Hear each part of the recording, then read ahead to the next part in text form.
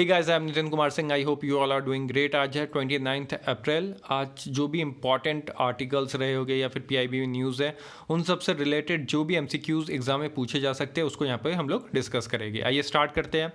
पहला जो क्वेश्चन है वो है Raja Ravi Varma consider as one of the greatest painter of India. Raja Ravi Varma हम सब जानते हैं, तो वो पूछ रहा है कि कौन से स्टेट से वो बिलोंग करते थे। तो सही आंसर कमेंट बॉक्स में लिखिए और सही आंसर है सी, केरल। क्यों न्यूज़ में? क्योंकि उनकी आज 175th बर्थ एनिवर्सरी है। साथ ही साथ रॉयल फैमिली ऑफ ट्रावनकोर जो कि केरल में है, उनसे काफ़ी ज़्यादा क्लोज थी ये। और ये जो आपके सामने राइट साइड में जो पेंटिंग देखने के लिए मिल रहा है वो पारसी लेडी की एक पेंटिंग है जो कि कंप्लीटेड नहीं है। तो इसको एग्जीबिशन किया जाएगा। कहाँ एग्जिबिट किया जाएगा ये इंपॉर्टेंट नहीं है। क्यों न्यूज़ में ये इंपॉर्टेंट होना चाहिए, ठीक है। उनसे रिलेटेड दो तीन बातें, जैसे केसरे हिंद के नाम से जाना जाता था, साथ ही साथ रफेल ऑफ ईस्ट इनके भी नाम से जाना जाता था। सेकेंड प्रॉब्लम ये है, which of the following statement is are correct as per article 200 of the Indian constitution. The governor of the state, यहाँ पे बात हो रहा है गवर्नर से रिलेटेड, उनके पावर से रिलेटेड बात हो रही है। यहाँ पे तीन स्टेटमेंट इन्होंने दे दिया। पहला स्टेटमेंट ये कह रहा है, can stop his approval permission consent over any bill passed by the state legislature.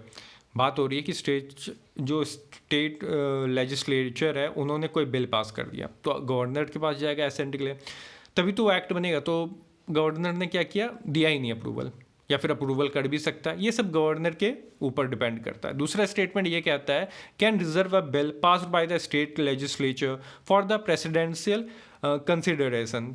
ये हो सकता है गवर्नर बोल देगी कि जैसे ही उसके पास आ गया स्टेट लेजिस्लेचर से, उसके पास कोई बिल आ गया, तो वो बोल सकता है गवर्नर कि ये मेरे ही पावर के अंदर नहीं आता, मैं इसे प्रेसिडेंट के पास भेज दिया, वो डिसाइड करेगा कि इसे पास करना है कि नहीं। ये भी गवर्नर डिसाइड करता है।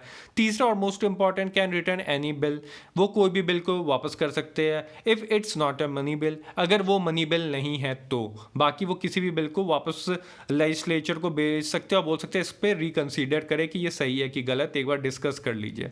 नीचे ऑप्शंस है, आपको बताना है, कमेंट बॉक्स में अपना आंसर दीजिए। और सही जवाब है डी, ये तीनों के तीनों स्टेटमेंट एकदम सही है। न्यूज़ में क्यों है?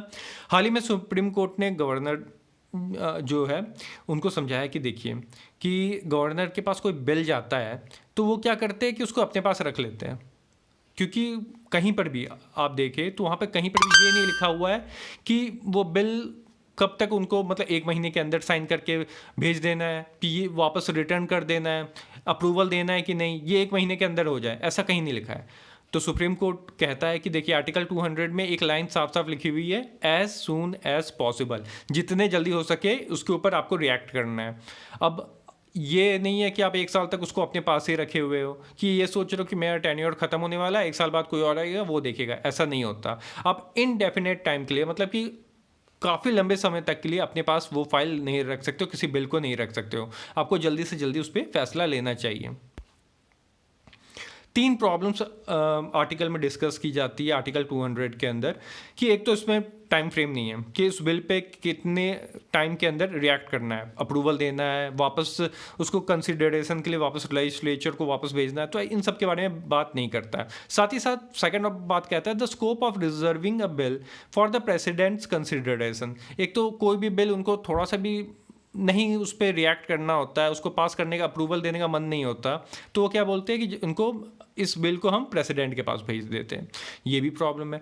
तीसरी बात ये कहता है कि वो कोई भी बिल को डिक्लाइन कर देते हैं कि नहीं मैं इस पर एसेंट ही नहीं दूंगा, इसको अप्रूवल मैं करूंगा ही नहीं करूंगा, और वो बैठ जाते हैं। देखिए लोगों ने चुन करके लेजिस्लेचर में भेजा अपने लोगों को, स्टेट लेजिस्लेचर में भेजा अपने लोगों को, वो लोग डिसाइड करते कौन सा लॉ बनना है कौन सा नहीं। आप कोई बिल भेज रहे हैं, अब उसको वापस रिकन्सिडर्ड के लिए भेज भी नहीं रहे हो, अप्रूवल भी नहीं दे रहे हो, अपने पास रख ले रहे हो कि ना मैं वापस भेजूंगा ना वो लोग कंसिडर करेगा, अब मेरे पास रहेगा तो डिक्लाइन ही है, मतलब कि वो कभी अप्रूव होगा ही नहीं। तो ये प्रॉब्लम्स निकल के सामने आ रही है। तीसरा प्रॉब्लम बात करता है महिला सम्मान सेविंग सर्टिफिकेट स्कीम के बारे में। ये बहुत इंपॉर्टेंट है, 2023 के बजट में इसको डिस्कस किया गया था। तो ये तीन स्टेटमेंट दे रखे, इसमें बताने कौन से स्टेटमेंट सही है। पहला स्टेटमेंट ये करता है कि इसमें 2 लाख तक का अमाउंट सेव किया जा सकता है, कोई भी वुमेन सेव कर सकती है या फिर कोई भी गर्ल सेव कर सकता है। टेन्योर कितना साल का होना चाहिए? 2 साल का टेन्योर होता है। It offer fix interest rate, ये एक फिक्स इंटरेस्ट रेट तय करता है, वो कितना है? 7.5% का। ये वन टाइम स्कीम है, मतलब कि ये अभी कुछ समय के लिए ये स्कीम लॉन्च की गई है। ऐसा नहीं है कि आने वाले कई सालों तक आपको ये स्कीम देखने के लिए मिलेगा। तो ये कहता है कि this is a one time scheme announce in budget 2023।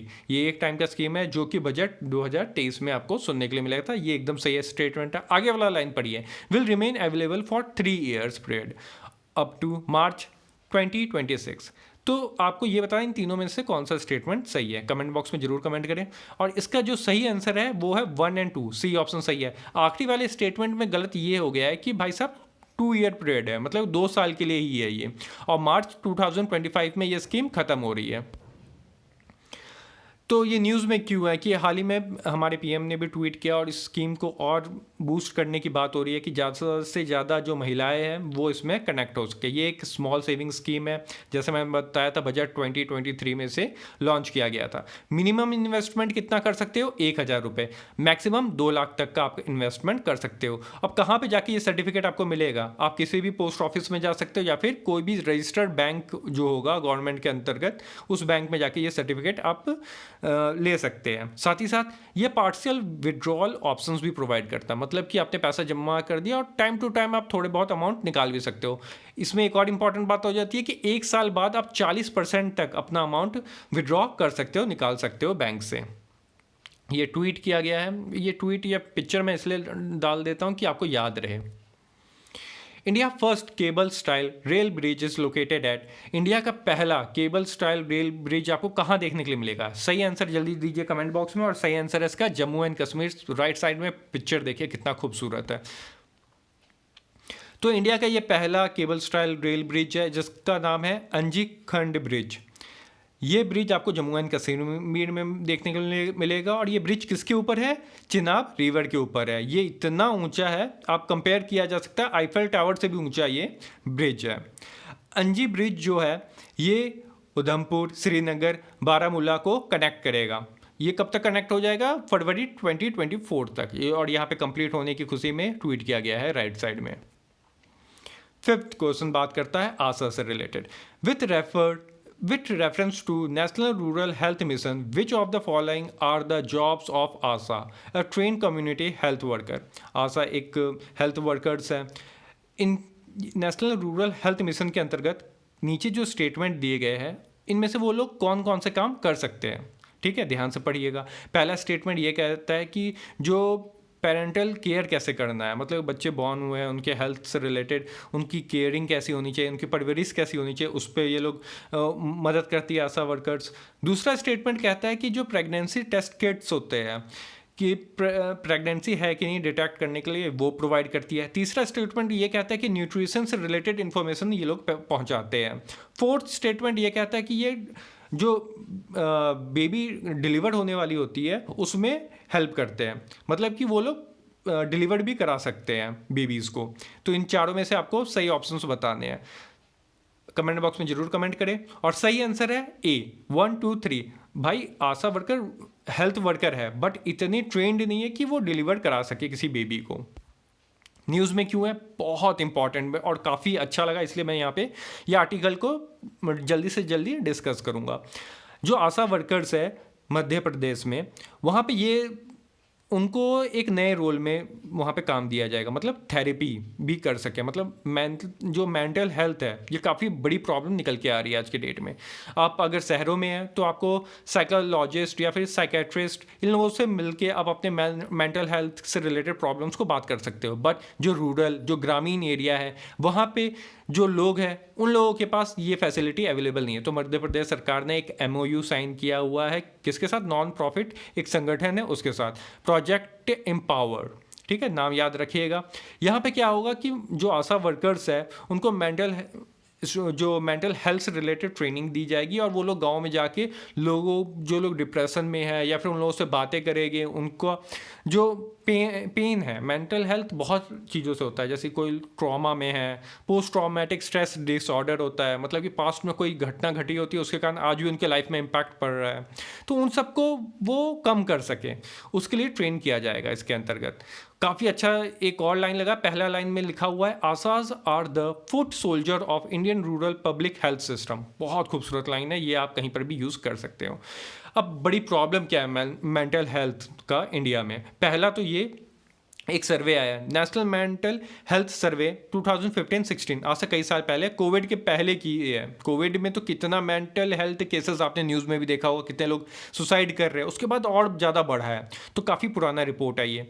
इसमें यह बताया जा रहा है कि लगभग 8 लोगों में अगर 8 लोग खड़े हैं तो वहाँ पे एक आदमी होगा जो मेंटल हेल्थ से रिलेटेड कोई ना कोई प्रॉब्लम को फेस कर रहा है।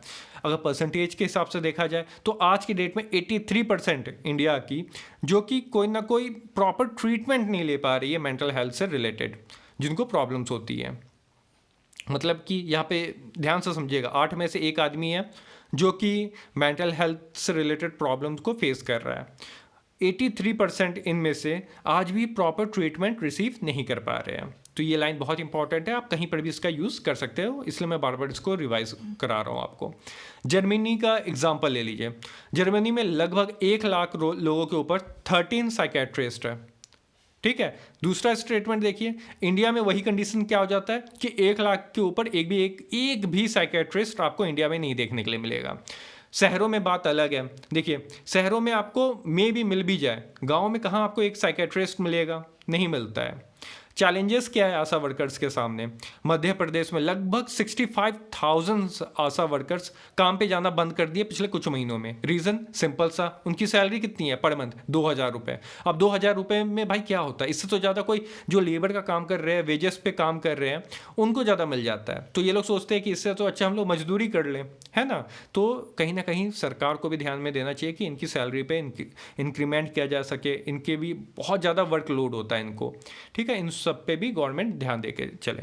आई होप आपको आज का लेक्चर अच्छा लगा होगा। अच्छा लगे अपने दोस्तों को शेयर करिए और चैनल पे ज़्यादा से ज़्यादा सब्सक्राइबर बढ़ाइए, ठीक है। और क्या क्या डिस्कस करना है वो कमेंट बॉक्स में आप कमेंट भी कर सकते हो। तब तक के लिए टेक केयर।